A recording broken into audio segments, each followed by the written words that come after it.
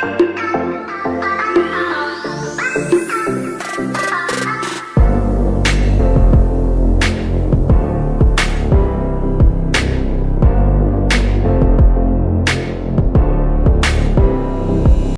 assalamualaikum, balik lagi di YouTube channelnya aku, Eka Saputri. Nah, untuk kali ini karena udah beberapa lama juga aku nggak pernah buat konten, nggak ada video di channelnya aku.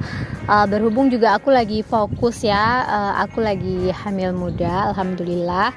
Dengan keadaan hamil muda kan masih rentan, jadi aku harus kurangin aktivitas aku. Seperti dulu itu kan aku buat vlog jalan-jalan sambil nyari susu, kerang, langsung kita masak. Nah, kalau untuk sekarang aku harus kurangin kegiatan yang nyari-nyari susu langsung ke tempatnya, karena memang anjuran dokter aku harus lebih banyak di rumah istirahat. Hubung juga kondisi tubuh aku juga lemah ya, kurang sehat, maklum ini baru kali pertama aku hamil.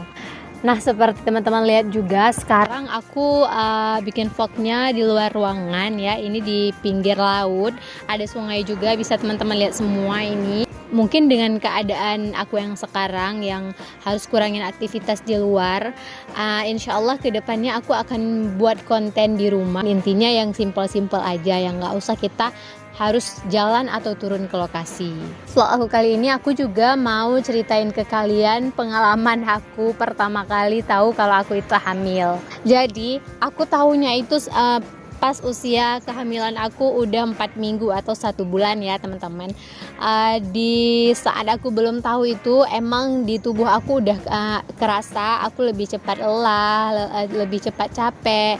Terus juga aku lebih sering sakit perut, sakit pinggang juga. Ini supaya juga jadi pengalaman buat teman-teman gimana rasanya hamil anak pertama. Karena kan kalau hamil anak pertama itu kita kan belum punya pengalaman, kita nggak tahu gimana sih hamil itu, gimana sih rasanya.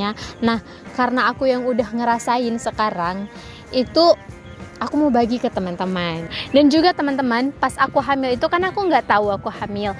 Dan waktu itu aku sempat ke Jakarta ya. Aku sempat naik pesawat. Padahal kalau ibu hamil muda itu kan nggak boleh naik pesawat. Ataupun kalau memang ada yang boleh naik pesawat, itu harus lapor ke pesawatnya. Nah, berhubung aku nggak tahu kan aku nggak melapor nih. Ya waktu aku di pesawat emang kerasa sih aku lebih mual gitu, pusing, perutku sakit gitu. Ya karena aku nggak tahu ya udah gitu. Terus pas aku udah pulang balik ke Aceh dari Jakarta, udah malam puasa kedua entah ketiga, itu aku iseng. Biasanya aku kan menstruasi itu tanggal 17, karena terakhir aku menstruasi itu tanggal 17 Maret. Nah, ini kan aku tesnya itu tanggal 17 April ya. Karena kalau aku kan ada pakai aplikasi untuk memprediksikan kapan kita akan menstruasi di bulan selanjutnya atau kapan ada masa subur kita. Nah, sekalian juga ya aku rekomendasiin ke kalian aplikasi yang aku pakai itu, karena ini aplikasinya benar-benar worth it banget ya. Dia itu bisa memprediksi kita menstruasinya tanggal berapa, masa subur kita tanggal berapa, peluang hamil tinggi itu tanggal berapa, peluang hamil rendah itu tanggal berapa. Nama aplikasinya itu Flow. Nanti juga akan aku tempelkan di description box biar teman-teman juga lebih lihat lebih jelas ya. Di saat aku mau tes itu sahur ya teman-teman, aku bangun masuk ke toilet, aku iseng, aku pakein test pack. Pas aku test pack nih tiba-tiba naik ini garisnya 2 gitu kan.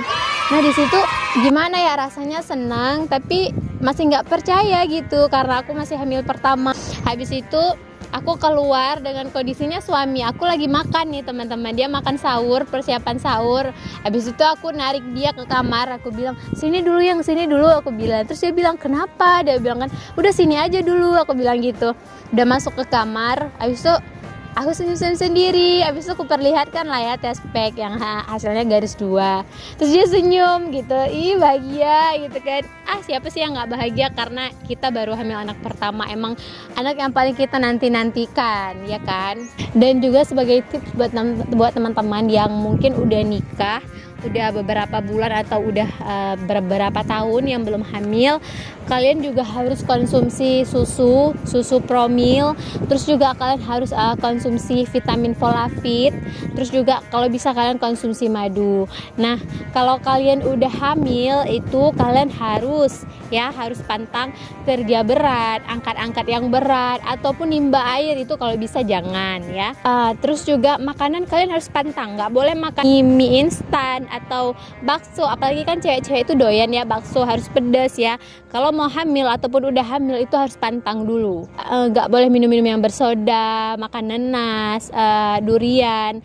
Ada juga sih sebagian orang yang mungkin kandungannya itu kuat, bisa dia makan durian sama nanas. Tapi kebanyakan yang kita temukan itu mereka yang udah makan nanas sama durian, kandungannya itu jadi bermasalah, ataupun bayinya itu kurang bergerak. Apalagi buat kita yang buat aku nih, seperti aku yang masih hamil muda, itu emang dilarang banget untuk makan hal yang bersoda kayak gitu atau bergas.